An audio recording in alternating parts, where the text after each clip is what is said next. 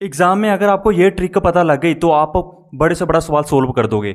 मान लो अगर आपको किसी चीज़ के ऊपर 3 डिस्काउंट दिए हैं और आपके पूछ ले कि नेट डिस्काउंट बताओ तो आप कैसे निकालोगे। तो अगर आप इसके एक एक डिस्काउंट की मान लो 20% डिस्काउंट दिया हो पहले, ठीक है, जैसे इस क्वेश्चन में दिए दे रखा है, फिर 30% डिस्काउंट दे रखा है, फिर 40% डिस्काउंट दे रखा है। तो अगर आप एक एक करके इसको कैलकुलेट करोगे या फिर फार्मूले के साथ कैलकुलेट करोगे तो आपको लंबा पड़ जाएगा। बट इसकी सीधी सी ट्रिक है, आपको ये 3 डिस्काउंट दे रखे हैं, आपको जस्ट एक डिस्काउंट बताना है, ठीक है, एट दी एंड। तो आपको क्या करना है, मान लो पहला डिस्काउंट है 20%, तो हमारे पास बच गया 80% उस चीज़ का प्राइस, ठीक है।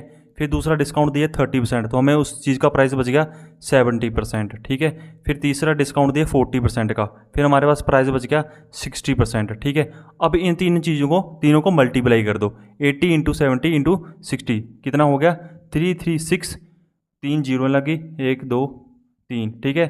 और 2% को हम नीचे उतार लेंगे, 1% को हम ऐसे ही साथ में रहने देंगे क्योंकि हमें परसेंटेज में वैल्यू चाहिए ना। तो 2% की हम नीचे वैल्यू उतार लेंगे, 1% के नीचे 100 हो गया, तो हमारे पास 2% की वैल्यू नीचे उतार लेंगे, 100 से डिवाइड कर लेंगे ना, ठीक है। तो इसके क्या चलेगी वैल्यू, ठीक है। कितना बच गया, हमारे पास बच गया 33.6%।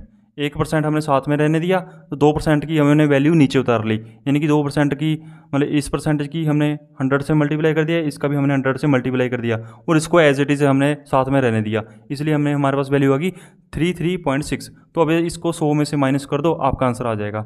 100 में से माइनस किया, हमारे पास आंसर आ गया 66.4%, यानी कि हमारे पास डी इसका ऑप्शन आंसर आ गया, ठीक है। इसका इसने एक डिस्काउंट पूछा था तो ये है इसका एक डिस्काउंट। बस इतनी सी कैलकुलेशन करनी है, आपका आंसर आपके सामने।